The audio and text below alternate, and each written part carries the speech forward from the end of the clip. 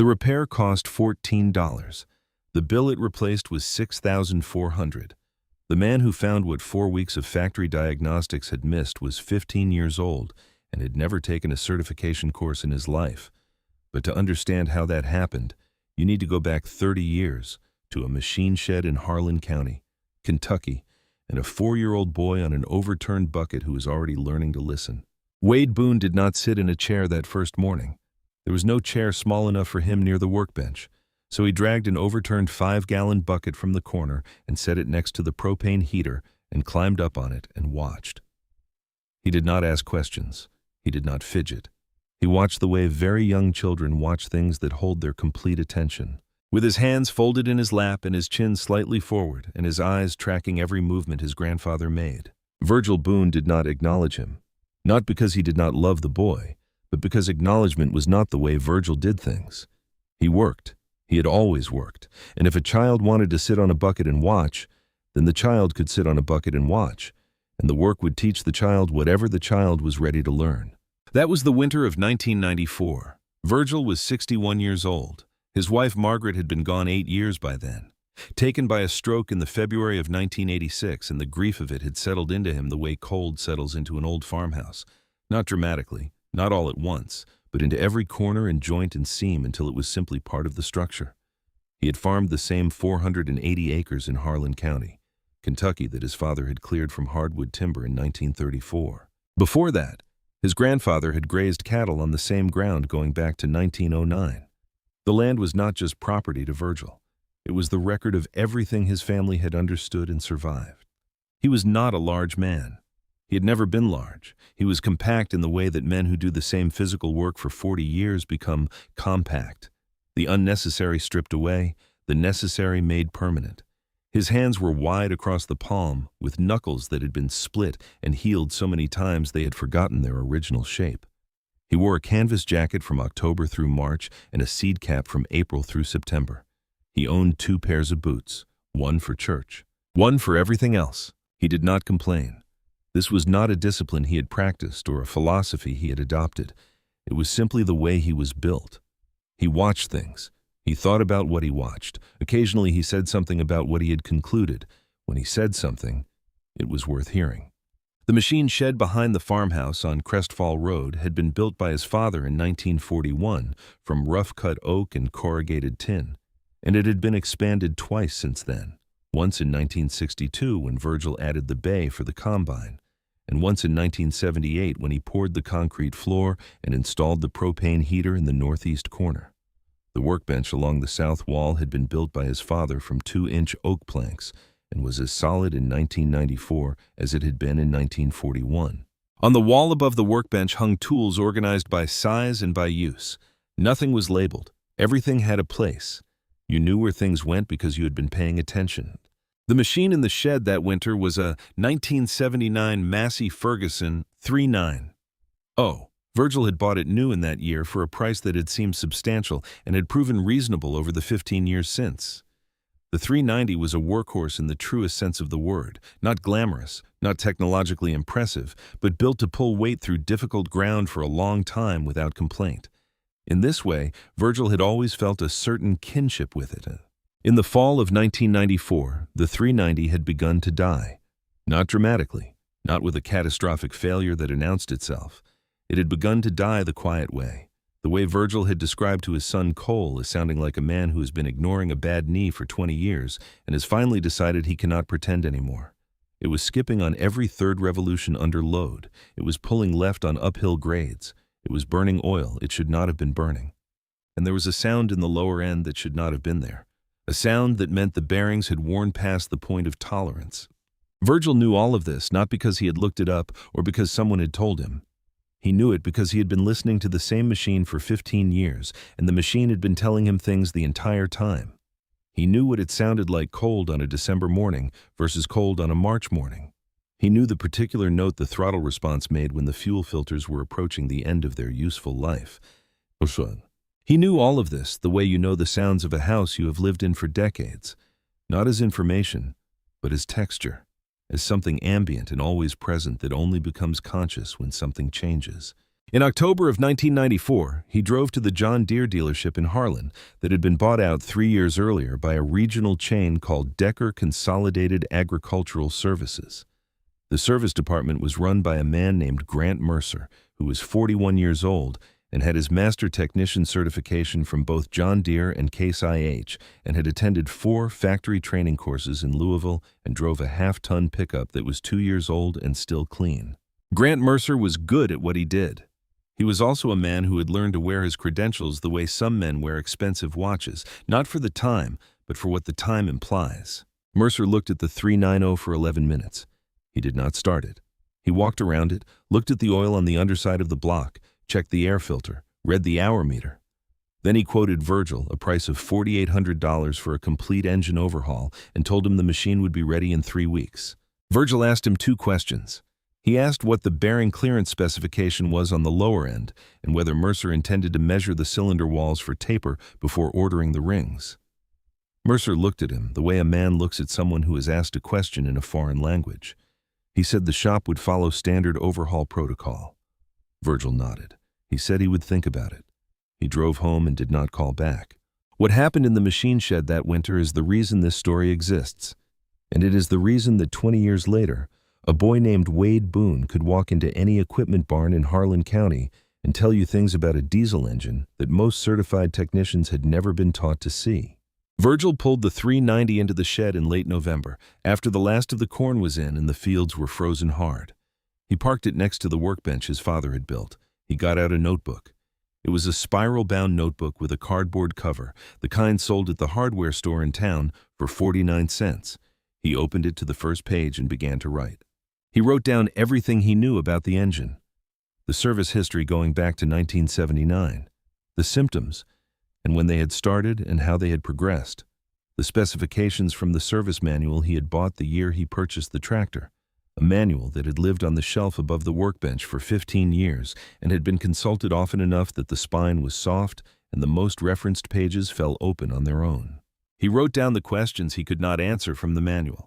And then he started working through those questions one at a time. Cole Boone was 17 years old that winter. He had met Sadie Fletcher the previous year in American history class, the girl with the laugh that carried across the gymnasium on game nights. And he was at the age when that kind of thing occupies most of a young man's attention. He had the attitude toward the machine shed that most 17-year-old boys have toward the places where their fathers spend time. He avoided it.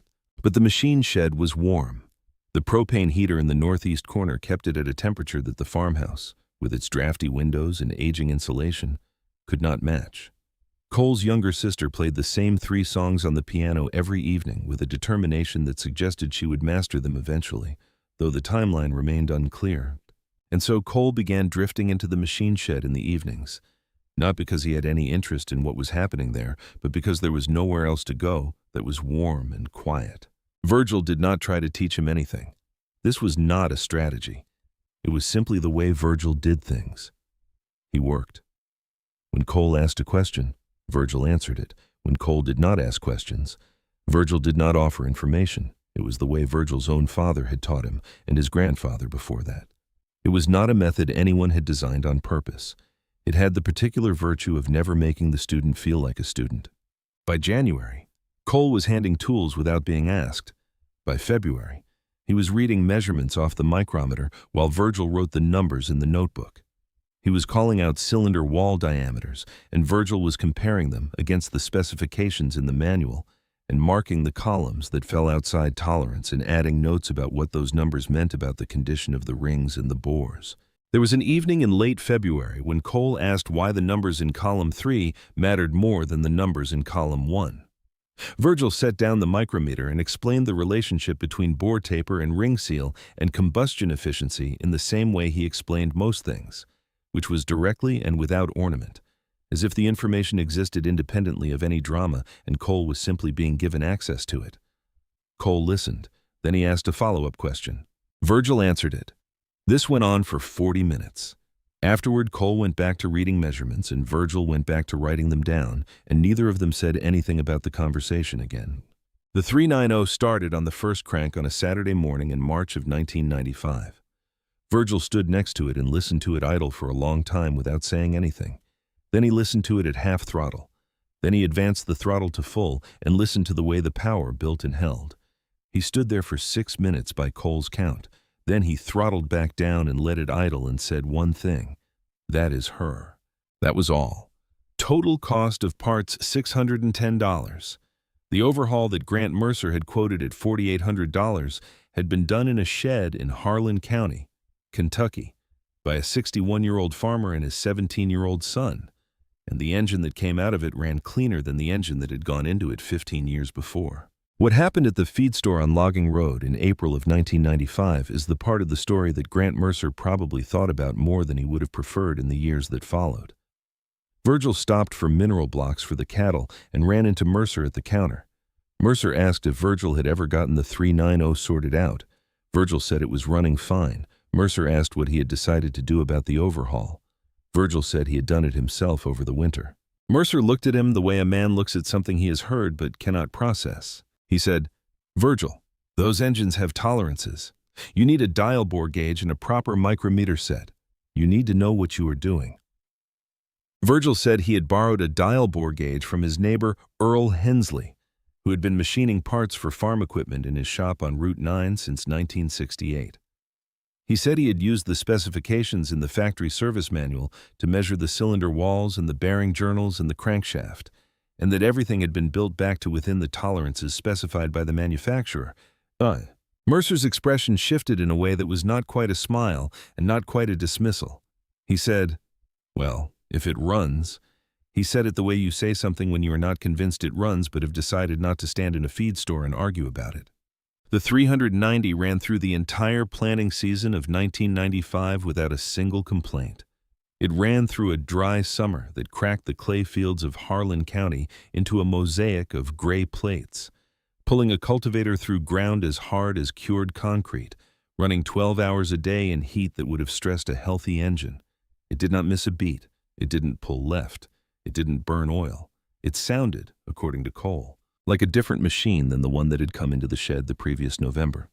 Cole graduated from Harlan County High School in the spring of 1995. His guidance counselor had assumed he would go to a technical college in Lexington because his aptitude scores suggested an ability with mechanical systems that deserved formal cultivation. Cole thanked her for the suggestion and did not follow it. He was going to farm. He was going to farm the 480 acres with his father, and he was going to learn everything his father knew. And he was going to start by learning everything about every piece of equipment on the property. He had a notebook of his own by then. Not the 49-cent kind from the hardware store, but a proper hardbound notebook with graph paper and a sewn binding, the kind used by engineers and surveyors. He had started keeping records in it during the winter of 1994, and he kept adding to it. And by the fall of 1995, it was more than half full. That winter, Cole and Virgil rebuilt the second tractor on the property. This was the 1976 Massey Ferguson 240, the older of the two machines, which had not been touched mechanically since Virgil had bought it secondhand in 1981 and done a basic tune-up. It was in worse condition than the 390 had been. The rebuild was more complicated. This time, Cole did the majority of the work while Virgil watched from the workbench and occasionally said something.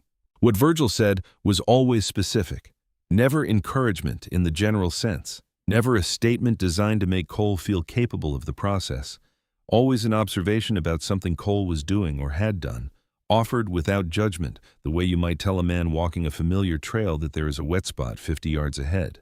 Cole learned to listen for it the same way he had learned to listen for the sounds in the engine, not waiting for it, but ready when it came. Cole married Sadie Fletcher in the spring of 1997. They were 20 years old. The wedding was small, held at the Methodist Church in Loyal, and the reception was in the yard behind the farmhouse on Crestfall Road. And Virgil stood near the fence line for most of it in his good boots and watched the people who had come and did not say much to anyone but was clearly glad about what was happening. Their son Wade arrived in the winter of 1998. He was a quiet baby in the way that some children are quiet, not because they are passive, but because they are paying attention to something. He was walking by 10 months. He was watching the machine shed by the time he was 2. By the time Wade was 4, he was sitting on the overturned bucket by the propane heater every morning that Cole worked in the shed. By the time he was 6, He could identify the sound of the 390 from inside the farmhouse with the kitchen door closed and both windows shut. By the time he was 8, Cole had begun to notice that Wade was not simply watching. He was measuring things with his eyes.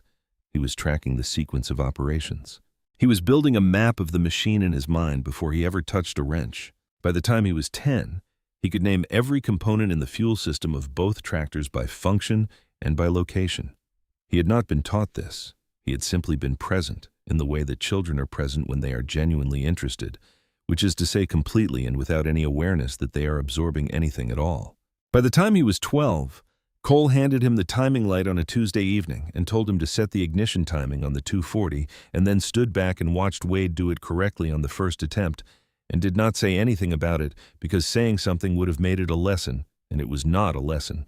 It was in the summer of 2005 that a man named Dale Carver, who farmed 320 acres on Route 12 3 miles east, brought his 1989 Case YH5140 to the Boone shed because it was losing coolant from somewhere that 3 mechanics, including Grant Mercer's shop in Harlan, had not been able to locate. Dale was 54 years old and had been farming since he was 19 and had the patience of a man who has spent 30 years dealing with machines that break at the worst possible times. He did not expect much. He had come because Cole had mentioned that Wade had a good eye, and because he had run out of other options. Wade was 7 years old. He listened to the engine idle for 4 minutes. He asked Dale 2 questions. He asked when the coolant loss was worst, whether it was at idle or under load. He asked whether the loss had started gradually or had appeared suddenly after a specific event. Dale answered both questions carefully. Wade nodded and then lay down on the concrete floor and looked up at the engine from underneath for a long time without touching anything. What he found was a crack in the lower radiator tank at a seam hidden by a bracket installed during a previous repair. The crack was hairline and invisible from above and sealed itself partially when the engine was cold, which was why it had eluded the other mechanics, who had done their pressure testing on a cold engine, under load, when the coolant system reached full operating temperature and pressure. The crack opened enough to weep at a rate slow enough to evaporate before it reached the ground. The repair cost Dale $38 in parts and an afternoon of work. He told Virgil about it 2 weeks later, standing in the yard after church, and Virgil listened and did not say anything at first. Then he said, the boy was looking from the right direction. That was all. The notebook that Wade started keeping that fall was different from his father's notebook, and different from his grandfather's notebook in one specific way that Virgil noticed the first time he picked it up from the workbench and looked through it. The difference was the drawings, not rough sketches. Detailed cross-section diagrams of engine components with measurements annotated in Wade's own careful handwriting and arrows indicating direction of force and sequence of mechanical events and notes about what each measurement told you about the condition of the component and what the condition of the component told you about what was happening in the rest of the system. Cole had never drawn anything in his notebooks. Virgil had never drawn anything in his notebooks. They wrote numbers, they wrote observations, they wrote questions and the answers they eventually found. Wade drew what he was thinking, and what he drew showed that he was thinking about the engine not as a collection of parts, but as a language, a set of relationships where the condition of one thing was always saying something about the condition of everything else. Virgil looked at one of the drawings for a long time one evening in the winter of 2005. Wade was 7 years old. The drawing was a cross-section of the 390 Hochi's fuel injection system with annotations about what each pressure reading meant relative to the others and what the pattern of those readings over time told you about where the system was heading before it arrived there. Virgil set the notebook down on the workbench. He said, "Where did you learn to think about it that way?" Wade said he did not know. He said it just seemed like the right way to look at it. Virgil nodded and did not say anything else. Cole, who was watching from the doorway of the shed, said later that it was the most impressed he had ever seen his father look. And Virgil Boone was not a man who looked impressed easily. It was that same fall that Dale Carver mentioned the coolant repair at the feed co-op in Harlan while talking to 3 other farmers at the counter.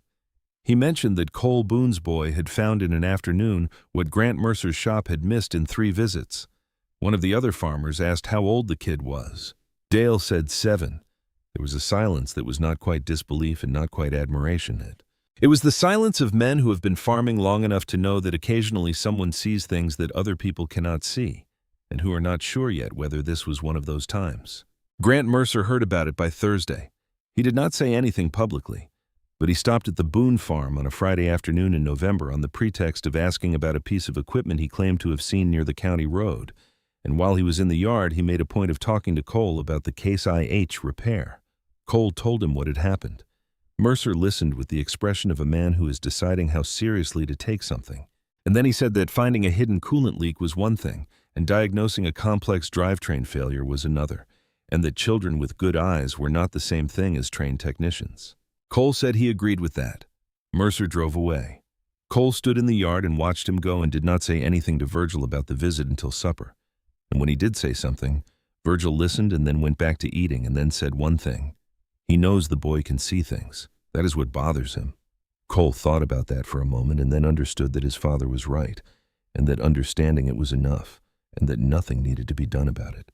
On a Saturday in December of that year, Virgil sat in the chair by the propane heater and watched Wade work and did not say anything for 2 hours.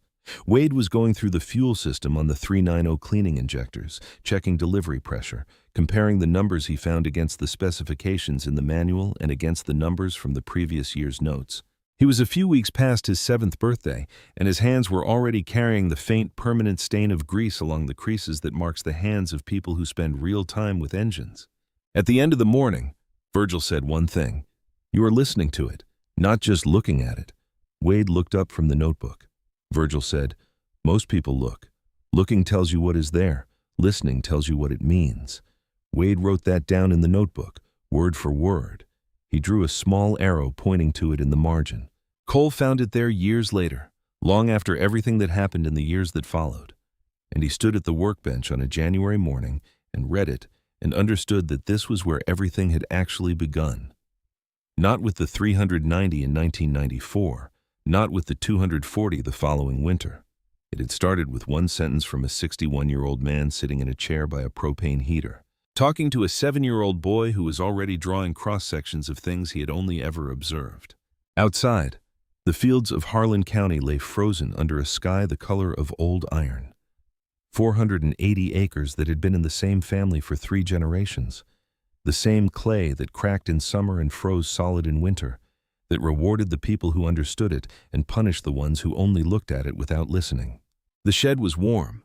The notebook was open, and somewhere on the county road that ran past the property line, a truck with a Decker Consolidated Agricultural Services logo on the door drove past without slowing down, and neither Virgil nor Wade noticed it, because they were not looking at the road. They were listening to the engine. Some things do not announce themselves when they are about to change. They simply shift, the way a river shifts its channel over years of quiet pressure. And one morning you look up and the water is running somewhere it did not run before. And you understand that it did not begin this morning. It began long before you were watching. That was how it was with the 9 winters that followed, each one building on the last the way the notebooks on the shelf built on each other, each one beginning where the previous one ended, each one going somewhere the previous one had not reached. Wade turned 15 in the winter of 2013. He was not a large boy. He had his great-grandfather's build, compact and efficient, with hands that were already marked by work. He wore a canvas jacket that had been Virgil's and a seed cap that had been Cole's.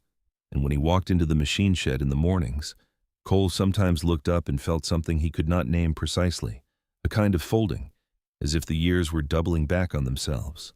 By the time Wade was 13, Cole had stopped correcting him outright, not because Wade never made mistakes, but because the mistakes Wade made were the kind that came from reaching too far, from pushing a diagnosis past what the evidence would support. And Cole had learned that the correction was always already in the evidence itself. Wade would find it. He just needed time to look back at what he had measured and let the numbers tell him where he had gone too far. The first real failure came in the spring of 2011. Dale Carver had a 2001 New Holland TC40 that was losing hydraulic pressure intermittently on the loader circuit. Wade spent 4 hours on it on a Saturday and told Dale the problem was a failing hydraulic pump that would need to be rebuilt or replaced. Dale authorized the repair. Cole ordered the parts. They pulled the pump, rebuilt it over 2 evenings, reinstalled it, and started the machine. The pressure loss was still there. Wade stood next to the tractor for a long time without speaking. Then he went back to the beginning. He sat on the concrete floor of the carver's shed with his notebook open and went through everything he had measured and everything he had concluded and looked for the place where the evidence stopped supporting the conclusion he had drawn. He found it in 40 minutes. The pump was worn. That part had been true, but it was not the source of the pressure loss. The source was a check valve in the loader control circuit that was not seating properly under high-flow conditions. The valve cost $14. The repair took 20 minutes. Dale told him not to worry about the cost of the pump rebuild. Wade said he would make it right and did, working 2 additional Saturdays without pay until the labor cost was covered. Cole watched this and did not say anything. Virgil heard about it at supper and was quiet for a moment and then said, "Now he knows where to start." Cole asked what he meant. Virgil said, "He knows now that the thing you think is wrong is usually telling you something true, but it is not usually the whole truth. Now he will look further before he decides." That was in the spring of 2011. What came next arrived in the fall of 2013 when Wade was 15, and it came not with a warning but with the sound of a truck turning into the boneyard at 4 in the afternoon on a Thursday in October. A truck Cole did not recognize, a truck with 600 acres of debt riding in the cab. Harlow Briggs was 58 years old and had farmed in Harlan County his entire life. He was a broad man, built like someone who had spent decades doing work that did not negotiate, with a face weathered into something that looked less like aging and more like consolidation, as if the years had compressed him into a denser version of himself. He was not a man who asked for help easily. The fact that he was standing in the boneyard on a Thursday afternoon told Cole everything he needed to know about how serious the situation was before Harlow said a word. Cole was not home. He had gone to the elevator in town and had not returned. Wade was in the side yard working on the hydraulic line on the 390, the same machine his great-grandfather had pulled into the shed 19 years before and rebuilt from the lower end up, now approaching its 4th decade of service, still running, still pulling, still starting reliably on mornings when most men would have given up on it. Harlow walked across the yard and stood near Wade and watched him work for a moment. Then he told him what was happening. The John Deere 8520 he had bought in 2005 for $82,000 was losing power.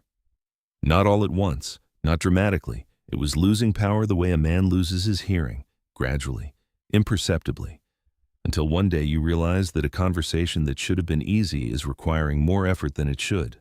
The 8520 was rated at 225 horsepower.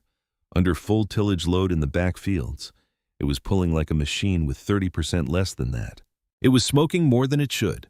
Fuel consumption was up, which on a machine that burned diesel at the rate the 8520 did during fall tillage meant real money every week. He had taken it to Grant Mercer's shop in Harlan 4 weeks ago. By then, Mercer's operation was the largest equipment service facility in the county, now formally affiliated with Decker Consolidated Agricultural Services, which had been buying up dealership contracts and service agreements across eastern Kentucky since 2001, tying farmers into maintenance packages that required all warranty and post-warranty work to be done through Decker-affiliated shops at rates set by Decker. Mercer had not sought the affiliation, but he had accepted it, because the capital it brought allowed him to upgrade his diagnostic equipment, and because the alternative had been watching the business shrink while Decker shops undercut him on parts. Mercer's shop had put the 8520 on the diagnostic computer. They had replaced the fuel injectors at a cost of $2,100. The problem continued. They replaced the engine control unit at $2,400.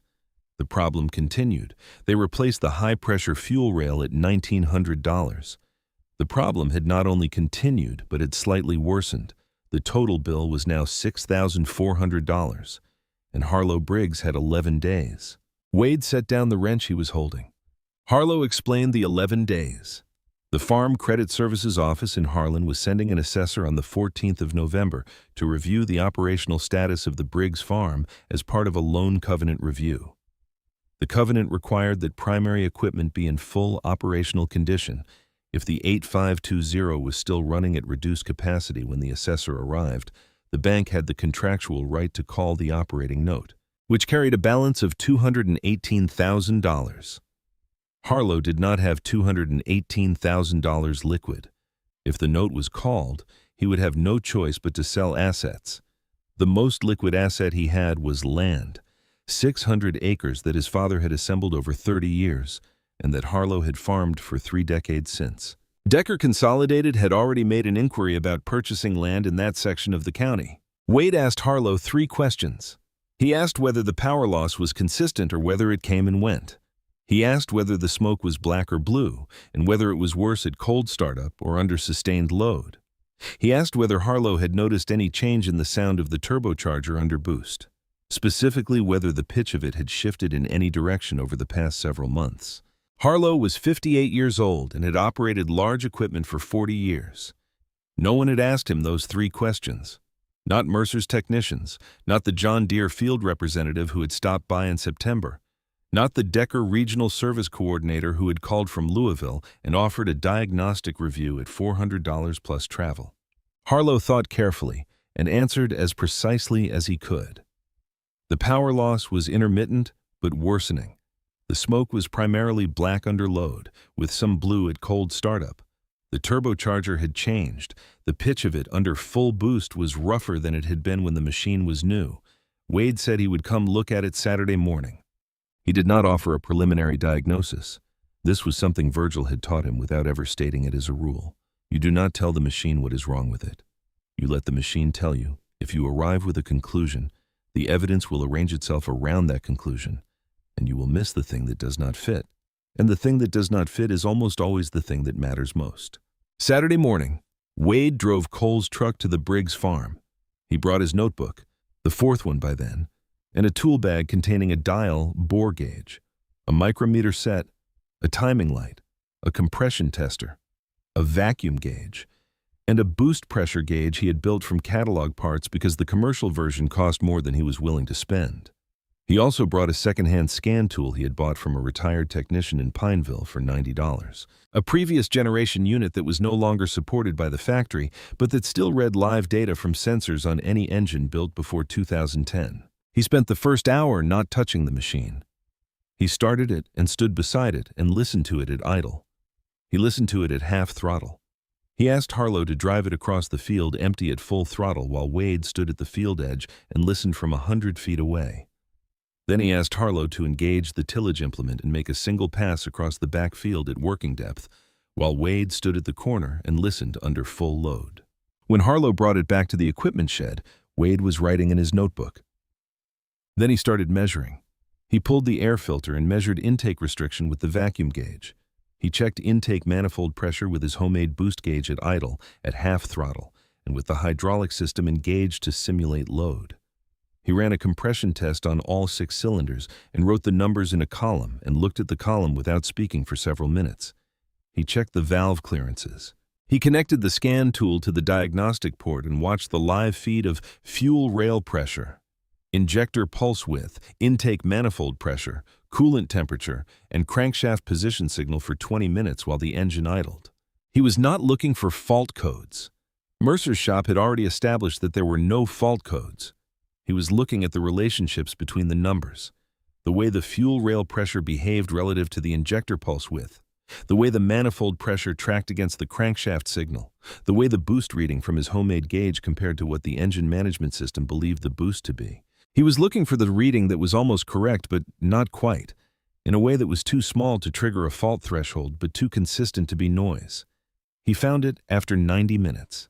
The crankshaft position sensor signal was clean 97% of the time, 3% of the time, under specific load conditions. It introduced a microsecond of electrical ambiguity into the timing signal. The engine control unit, interpreting that ambiguity as a potential timing fault, responded by reducing fuel delivery as a protective measure. The reduction lasted less than a second, but it happened dozens of times per minute under heavy load. And the cumulative effect was a power loss of roughly 25%, almost exactly what Harlow had described. The sensor itself was not failing. The wiring harness showed no damage. The connector was clean and properly seated. Wade went further back in the circuit. He checked the ground reference for the sensor. He found it at the engine block ground strap, a braided copper strap connecting the engine block to the chassis ground plane. He put the resistance meter across it. The reading was not 0. It was not high enough to flag as a fault, but it was not 0. He pulled the strap and held it up near the door where the light was better. At the point where the strap connected to the block lug, there was a dark band of oxidation in the copper braid, developed over years of thermal cycling until the individual strands had begun to separate microscopically, increasing resistance by a fraction of an ohm, not enough to matter under normal electrical loads. Enough to matter when the alternator was at full output and the electrical system was drawing maximum current and the ground reference for the sensor circuit was floating by the smallest possible margin, picking up induction from the alternator winding in. The engine management system had been trying to protect itself from a timing fault that was not a timing fault. It was a measurement error caused by a degraded ground connection that no diagnostic computer had been designed to find. The computers were built to identify failures. This was not a failure. It was a degradation, a slow worsening that had never crossed the threshold of fault but had long since crossed the threshold of interference. Wade set the strap on Harlow's workbench and explained what he had found, the way Virgil had always explained things, as a direct account of a sequence of cause and effect that led from one observable fact to the next, without drama and without performance. Harlow listened to all of it. Then he said, "What does the fix cost?" Wade said $14 for a new ground strap and about 20 minutes to install it. Harlow looked at the strap on the bench. He looked at it for a long time. Then he said, $6,400. He said it quietly, to himself, not as an accusation and not as an exclamation, just as a number he was placing next to another number to understand the distance between them. They installed the new strap in 18 minutes. Wade asked Harlow to make a full working pass across the back field. The machine ran clean. No black smoke, no power loss. The turbocharger built boost smoothly and held it through the entire pass. When Harlow climbed down from the cab, he stood beside the machine without saying anything for a moment. Then he looked at Wade, who was 15 years old and writing in his notebook, and he said, "How did you know to look at the ground circuit when the computer had not flagged anything there?" Wade said he had not known. He said he had looked everywhere the problem could be hiding, and that was where it had been hiding. He said the computer was built to find failures, and this was not a failure. It was a degradation that had never crossed the threshold the computer had been programmed to recognize. You had to find it by watching relationships rather than by waiting for faults. You had to let the machine tell you where it hurt rather than deciding in advance where you expected it to hurt. Harlow said, "Your father teach you that." Wade said his father taught him some of it. His great-grandfather taught his grandfather, and his grandfather taught his father, and his father taught him. He said what all of them had been teaching was not a set of procedures but a way of listening, a way of letting the evidence lead rather than following the conclusion you had already reached. Harlow nodded. He said Wade ought to be doing this with a sign on the door and a phone number people could call. Wade said he had heard him. He closed the notebook. What happened the following Monday at the Farm Supply Co-op on Market Street in Harlan is the part of the story that Grant Mercer has probably spent more time thinking about than any other single conversation. Harlow was there for fertilizer pricing. Mercer was picking up an order. 4 other farmers were at the counter when Harlow told it, not loudly, not with any performance, simply as a matter of fact. He said Cole Boone's 15-year-old boy had found in 2 hours what Mercer's shop had missed over 4 weeks and $6,400. The repair had cost $14 and 18 minutes. The machine was running at full power and had passed a complete field test. Mercer said intermittent electrical faults were the most difficult diagnostic category in modern equipment management and that the result, while fortunate, was not necessarily repeatable by that method. Harlow said that was an interesting way to describe it. The 4 farmers in the counter did not say anything, but they were listening, and they were doing the arithmetic that farmers always do when a number is placed in front of them. 6,400 against 14, 4 weeks against 2 hours. A factory diagnostic computer that had replaced 3 major components without solving the problem, against a 15-year-old with a homemade boost gauge, a second-hand scan tool, and a notebook full of drawings. Mercer drove back to the shop and sat in his office. He was not a man easily threatened by competition. He had been the most technically capable service operation in Harlan County for 15 years, and he knew it. What he felt sitting there that afternoon was something more precise than threat. It was the particular unease of a man who has built his authority on certified knowledge and has just encountered evidence that some knowledge does not come from certification at all. He told himself that a 15-year-old with a homemade gauge was adequate for simple problems on aging equipment, but that the complex systems on modern machinery required training and factory tooling that no amount of notebook keeping could substitute for. He was right about the factory tooling. What he was wrong about was the assumption that Wade Boone did not already understand that distinction, and that Wade was competing with him rather than working in the space he had left uncovered. The space Mercer had left uncovered was exactly where the most expensive problems lived: the intermittent faults, the degradations, the things that were not quite failures, that crossed no threshold any diagnostic computer had been programmed to find. That required a different kind of attention than the kind available through factory training courses and software updates. By the spring of 2014, 3 other farmers in Harlan County had asked Cole whether Wade could look at equipment that was not running right. By the fall, it was 6. By early 2015, Wade had a list of his own. Virgil was 73 years old that winter. He still came out to the shed most mornings, not to work. His hands were no longer reliable enough for precise work, but to sit in the chair by the propane heater and watch. He did not say much. When he said something, it arrived the way it always had, without warning, without preamble, as a direct statement of something he had observed. One morning that February, Wade was working through a diagnosis on a Massey Ferguson 6460 belonging to a farmer named Russell Flynn, who had brought it in the previous week with erratic PTO engagement under load. Wade had been at it for an hour and was not finding what he expected. The symptoms pointed to a hydraulic pressure issue in the PTO circuit, but every measurement he took in that circuit was within specification. He was frustrated in the way you get frustrated when you are certain you are looking in the right place, and the right place keeps telling you nothing is wrong. He said something to that effect out loud, not to Virgil, just to the machine and to the cold air of the shed. Virgil said from the chair, "You are looking for what is wrong. Look for what is different." Wade turned around. Virgil said, "Wrong means broken. Different means changed. Something changed. Find what changed and you will find what is wrong." Wade went back to the machine, but this time he was not looking for a pressure fault.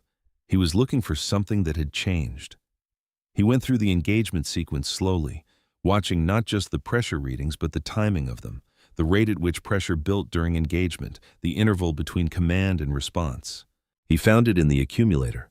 The pre-charge pressure had dropped from the factory specification of 210 psy to approximately 90 psy through a gradual process of nitrogen bleed through the accumulator bladder. Not enough of a drop to cause a fault code. Enough to change the response time of the engagement sequence under high-load conditions, causing the momentary slip that Flynn had been feeling. New accumulator $240, installation one afternoon.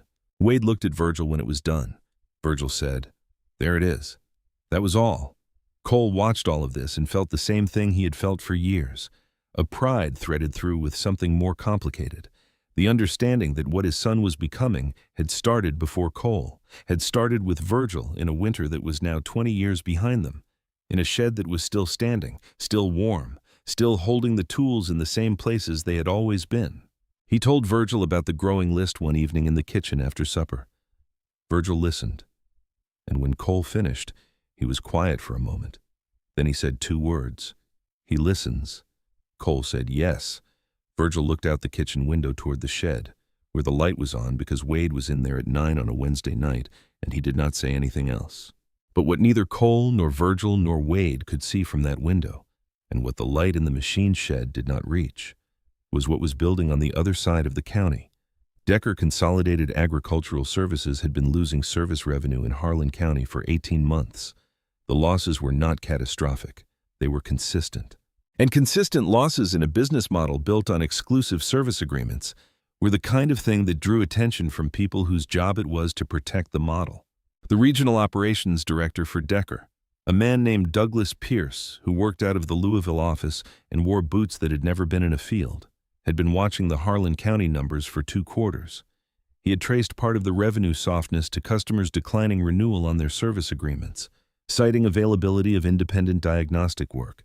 When his field coordinator looked into it, the independent diagnostic work appeared to center on a 15-year-old boy operating out of a machine shed on Crestfall Road. Pierce had spoken to Mercer about it by phone. Mercer had said the boy was handling simple work on old equipment and was not a serious competitive concern.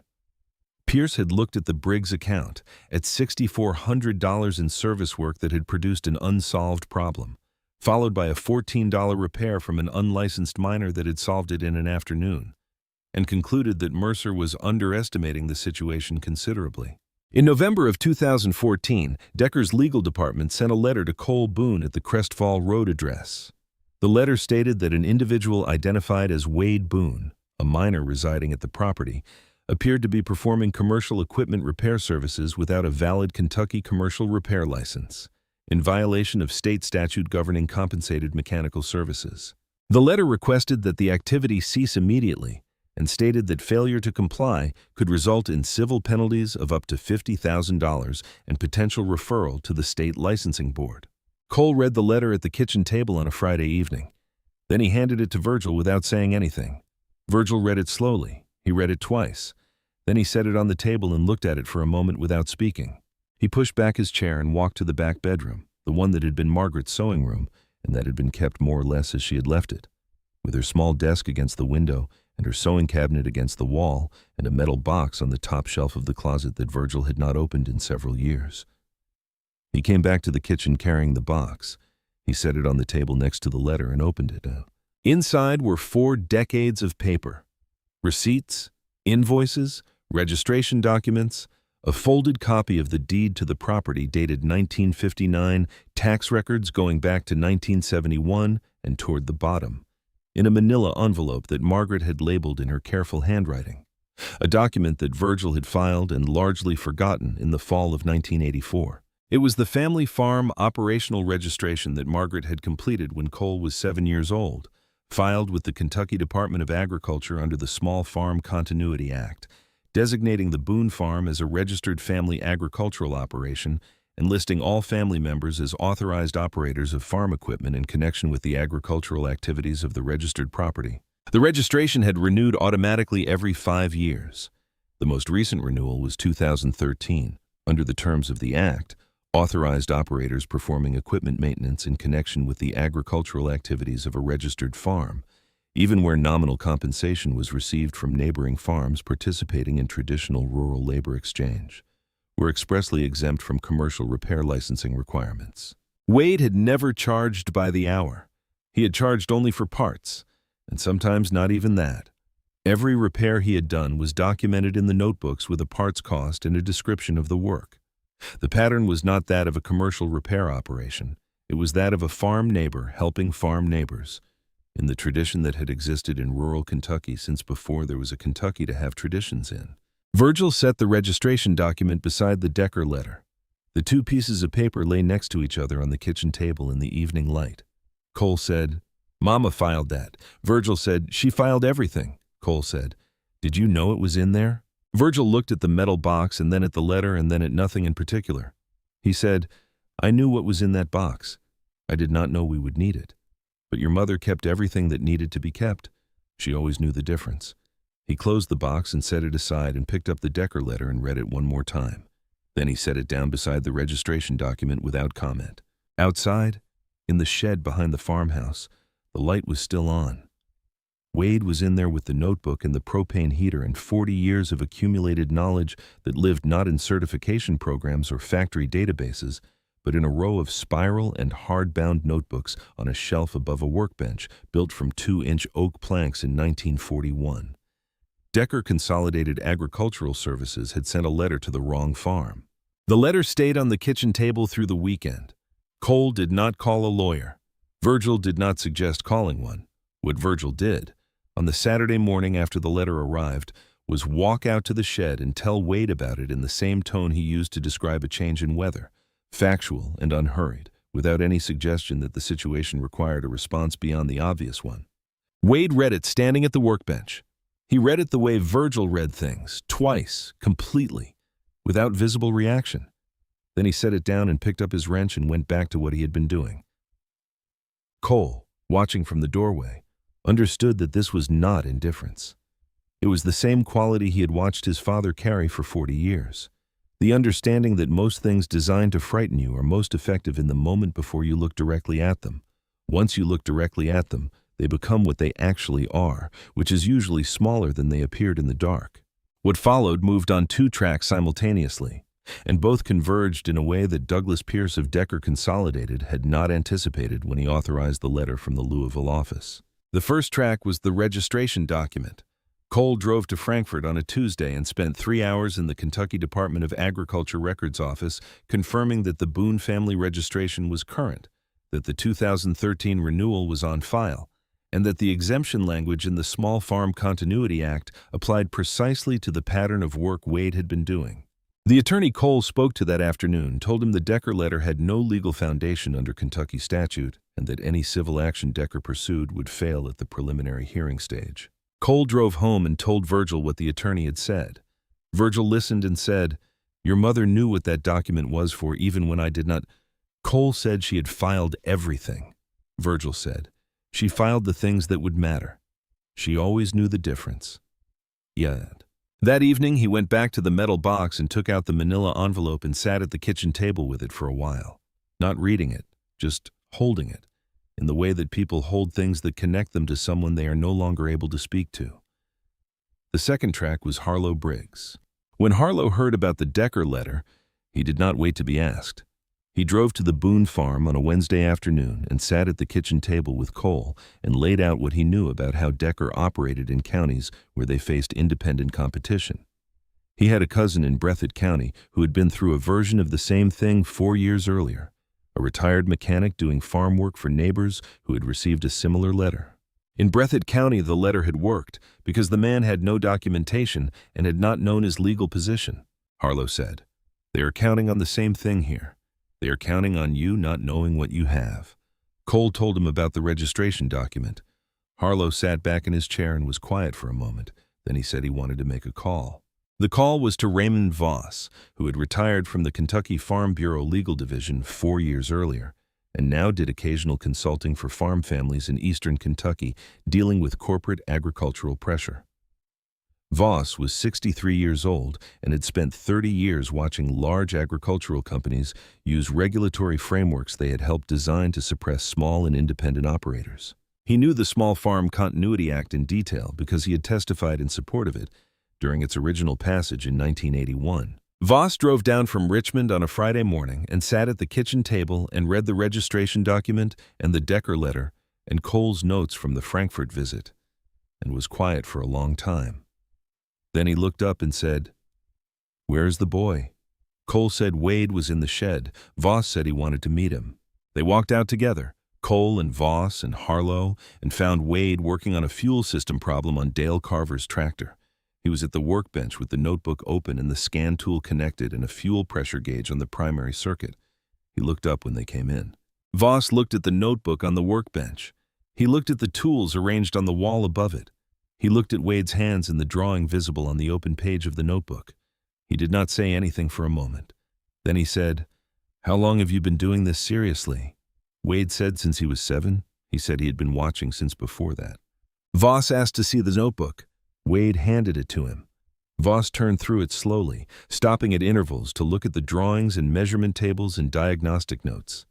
He spent longest on the page documenting the 8520 diagnosis, the electrical circuit diagram with the ground resistance readings, and the annotated explanation of how a subfault ground degradation could produce intermittent sensor ambiguity without triggering a fault code. He handed the notebook back. He said, "Every repair you have done since you were 7, do you have it documented? Parts costs, dates, what the problem was, what you found, what you did?" Wade said all of it. He pointed at the shelf above the workbench where the notebooks were arranged in chronological order. Virgil's 2 at one end, Cole's 3 in the middle, Wade's 4 after that. Voss looked at the shelf for a long moment. He said, "That shelf is the answer to every question Decker's lawyers are going to ask." He drove back to Richmond that afternoon and had a response letter drafted, filed with the Kentucky Department of Agriculture, and copied to Decker's legal department in Louisville by the following Thursday. The letter was 3 pages long and cited 4 specific provisions of the Small Farm Continuity Act, attached the 1984 registration and the 2013 renewal, and included a summary index of the diagnostic records Wade had kept over 7 years. It requested that Decker provide specific statutory authority for their claim, and noted that in the absence of such authority, The matter would be referred to the State Attorney General's office for review of potential improper interference with agricultural operations. Decker's legal department did not respond within the 30-day window. They did not respond at all. The file was closed internally at Decker 2 weeks after the window expired. Douglas Pierce was transferred to a smaller territory in western Tennessee the following spring. The Harlan County operation was restructured, and the exclusive service agreement pressure that had defined Decker's local strategy was quietly discontinued. None of this was announced. None of it was made public. It simply stopped.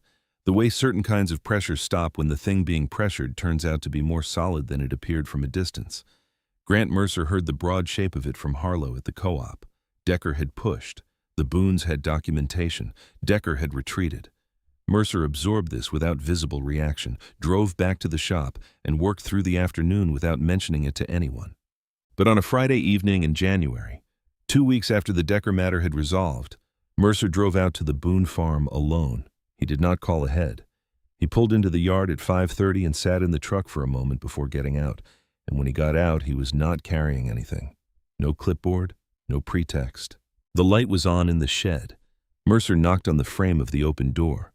Wade looked up from the workbench. Cole was near the tool chest in the corner. Virgil was in the chair by the propane heater, 73 years old and content to sit near the warmth and watch the work and occasionally say something worth hearing. And Mercer stood inside the door and looked at the tools on the wall, the notebooks on the shelf, the workbench built from 2-inch oak planks, and the 390 in the far bay. Its paint faded to a color that was more memory than green, sitting with the composed stillness of a machine that has been understood. He said he had heard about the Decker situation. He said he had no part in the letter, that he had known Decker's legal department was aggressive but had not been consulted before the letter went out. Cole said he believed him. Mercer looked at Wade. He said he wanted to understand what Wade had found on the 8520 and why Mercer's shop had missed it. Wade set down the tool he was holding and explained it the same way he had explained it to Harlow, directly and without drama. The ground strap degradation, the sub-fault resistance increase, the way alternator load under maximum current draw created an induction effect in the sensor ground reference that was too small to flag but too consistent to be noise. The way the ECU responded to the ambiguous crankshaft signal by reducing fuel delivery, producing a power loss that resembled an injection fault but was actually an electrical measurement artifact. Mercer listened without interrupting. When Wade finished, Mercer said the diagnostic protocol for intermittent power loss started with fuel system components because statistically that was where most faults originated on those engines. The ground circuit was not in the standard protocol without a specific electrical fault code. Wade said, "The problem with statistical protocols is that the machine in front of you is not a statistic. It is a specific machine with a specific history and specific conditions. Statistics tell you where to start. They do not tell you where to stop." Mercer looked at him. He said, "How old are you?" Wade said 16. Mercer was quiet for a moment. Then he said, "Your great-grandfather rebuilt a Massey 390 in the winter of 1994 that my shop would have charged $4,800 for. I told him at the feed store that spring that he had gotten lucky." He paused and looked at Virgil in the chair. Virgil was watching him with the calm, steady attention he brought to everything. The attention of a man who has spent a lifetime watching things and learned to see what they actually are rather than what they appear to be. Mercer said, "He did not get lucky." Virgil said nothing. Mercer said, "I know that now. I have known it for some time." He turned back to Wade. He said there were cases coming into his shop regularly that the factory tools could not resolve. Intermittent electrical faults, sensor degradations, cases where the computer found nothing wrong and the machine continued to malfunction. He said he had 3 of them sitting in the shop right now, each one more than 2 weeks old. He said he would like to know if Wade would be willing to look at them. Not as an employee, not under the Decker arrangement, which he was reconsidering in any case. As an independent. Mercer would send the cases he could not resolve. Wade would look at them. They would split what the customer paid for the diagnostic work. Wade looked at Cole. Cole looked at Virgil. Virgil was looking at the 390 in the far bay. Virgil said, without looking away from the machine, "The boy makes his own decisions about his own work." Wade looked back at Mercer. He said he would think about it.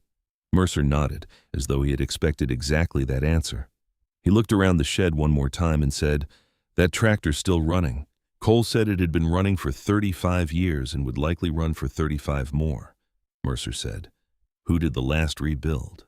Cole said Wade had done it in 2010. He was 12 years old. Mercer looked at the 390 for a long moment without speaking. Then he said he would like to hear it run sometime. Cole said, "Come back in the morning." They started it every day regardless. Mercer drove away. The yard was quiet after his headlights were gone. The cold January air settling around the shed and the farmhouse and the 480 acres of frozen ground behind them. Cole stood in the doorway for a moment looking at where the truck had been. Virgil said, "From the chair." "He came because he needed to understand something," Cole said. "I think so," Virgil said. "That is more than most men do. Most men decide what they know and stop there." He looked at Wade, who was back at the workbench with the notebook open, writing down the measurements from before Mercer had arrived, picking up the work exactly where he had left it. That was January of 2015. What followed was not dramatic in the way that stories about vindication are sometimes made to seem. There was no ceremony. There was only the work, in the same shed, in the same county, on the same ground. But the work spread the way genuine knowledge spreads, not through advertising, but through the simple process of one person telling another about something that worked when nothing else hadn't. By the spring of 2015, Wade had a formal arrangement with Mercer's shop covering the categories of cases where factory diagnostic tools consistently failed. By the fall, Mercer had restructured his service agreements, removing the Decker exclusivity clauses and returning to the independent model he had operated under before 2001. He mentioned Wade to two other shop owners in neighboring counties. One of them called, then another. The calls became a pattern. Dale Carver came by on a Tuesday in April with his wife's rhubarb pie and left it on the workbench without much ceremony. He said to tell Virgil hello. Cole said he would. Dale said he was glad things had worked out. Cole said they usually did when you kept your documentation in order. Dale laughed in the way people laugh when they recognize the joke is also the truth. It was in the second week of March in 2016 that Virgil Boone had the first of the small strokes that would define the last year of his life. He was in the shed at the time, sitting in the chair by the propane heater, when Cole came out to start the 390 for the morning run check. Cole found him sitting upright with his hands in his lap and his eyes open, looking at nothing in particular, and knew immediately that something had shifted. Virgil recovered partial function over the following weeks. His speech was slower. His right hand was not reliable for fine work, but his mind was clear and his eyes were steady as they had always been, and he continued to come out to the shed on most mornings, sitting in the chair and watching Wade work. On the mornings when the weather was mild and he was feeling strong enough, he would sometimes ask what Wade was working on. Wade would explain it. Virgil would listen and occasionally ask a question, and the question always pointed directly at the thing Wade had not yet fully articulated, as if Virgil could read the edges of Wade's understanding and knew precisely where it was still unfinished. One morning in November, Wade was working on a hydraulic fault on a late-model Case IH Magnum, exhibiting pressure fluctuations in the rear remote circuit that did not correspond to any fault pattern he had encountered. He had been at it for most of the morning and was sitting on the concrete floor with the notebook open across his knees, looking at the measurement table he had built over 2 hours. Virgil said from the chair, without Wade having said anything aloud, "You are looking at the numbers. Look at the spaces between the numbers." Wade looked up. Virgil said, "When does it happen? Not what happens. When Wade went back to this measurement table. He looked at the timestamps on the pressure readings rather than the readings themselves. And there it was, visible the moment he stopped looking at values and started looking at intervals. The fluctuations were occurring at a frequency that corresponded precisely to the pulse rate of the hydraulic pump at 2/3 throttle. The issue was not the pressure itself, but a resonance condition between the pump frequency and a natural frequency of the hydraulic line routing in that specific circuit, a condition that only appeared at a specific throttle range and vanished above and below it, which was why it had not shown up in any standard diagnostic test performed at idle or full throttle. The fix was rerouting 18 inches of hydraulic line to break the resonance path. Total materials cost $62. Wade looked at Virgil when he understood it. Virgil said, "There it is." The same 2 words he had always used when the answer came clear. Then he looked out through the shed door at the fields, at the Harlan County clay and winter stubble and fence lines that had stood since before either of them was born. The winter of 2016 was mild enough that Virgil came to the shed through most of February. In March, the weather turned, and he stayed closer to the house. By April, he was sitting on the porch in the afternoons rather than walking to the shed. Cole began carrying coffee to the shed in 2 cups each morning, one for himself and one left on the corner of the workbench in case Virgil came out later. Most mornings, the second cup was still there at midday. Some mornings, it was gone. Virgil Boone died on the 14th of March, 2017. He was 84 years old. He died in the bedroom of the farmhouse on Crestfall Road where he had been born, in the bed where Margaret had died 31 years before him, on a morning when the light came through the east window at the angle that meant the worst of winter was behind them and the ground would begin to thaw within the week. Cole was with him. Wade was in the shed. When Cole came out to get him, Wade set down exactly what he was holding, the way Virgil had always set things down when something required complete attention, and walked to the house without hurrying, because hurrying would not change anything, and Virgil had not been a man who hurried toward things that could not be rushed. The funeral was at the Methodist Church in Loyal on a Thursday, cold and clear, with the kind of winter sky that looks like it has been cleaned. The church was full before the service began. Farmers from across Harlan County and from the 2 counties adjacent, men who had known Virgil for decades and men who had only heard of him, who had heard the story of the 390 rebuild, or the succession of machines that had come through the shed on Crestfall Road over 40 years and left running better than they had arrived, and Dale Carver was in the second row. Harlow Briggs was in the third. Raymond Voss had driven down from Richmond again, this time in a dark suit. 6 farmers who had brought machines to Wade over the previous 3 years sat near the back and did not all know one another, but knew why they were there. Grant Mercer arrived late and sat in the last row on the left side. He stayed through the entire service and through the burial in the church cemetery, standing at the back of the small group gathered around the grave in the cold. After the graveside service, he walked to where Cole was standing and shook his hand. He said Virgil was a good man. Cole said he was. Mercer said he knew things that most people spend entire careers trying to learn and never quite reach. Cole looked at Wade, who was standing a few feet away in a dark jacket with his hands clasped in front of him, and said, he made sure none of it stayed with him. Mercer looked at Wade for a moment. Then he said, I know. He nodded once and walked back toward the parking area and drove away without looking back. The farm work resumed the following week, because that is what farm work does. It does not pause for grief beyond what grief requires in the immediate. And what Virgil had always said about that without ever saying it directly was that the best way to honor the ground was to keep working it. Wade was 19 that winter. He was running the diagnostic side of a working arrangement that now covered 4 shops and more than 50 farms across 2 counties. He charged enough to be taken seriously and kept records thorough enough that anyone who asked could understand exactly what he had done and why. The notebooks were on the shelf in their chronological order. Virgil's 2 at the left end, Cole's 3 in the middle, Wade's 5 after that, the last one not yet half full. In the spring of 2018, a boy was born to Wade and a woman named June Locke, whom he had known since middle school and married quietly the previous year. They named the boy Virgil. He was attentive in the way that his great-great-grandfather had been attentive, watchful, with eyes that seemed to be tracking things others had not yet noticed. By the time Virgil was 2, he had been in the machine shed more mornings than he had not. Wade found a low wooden stool in the barn that had belonged to Virgil's grandfather and set it near the propane heater, close enough to be warm, far enough from the work to be safe. The boy sat on it and watched. He didn't ask many questions.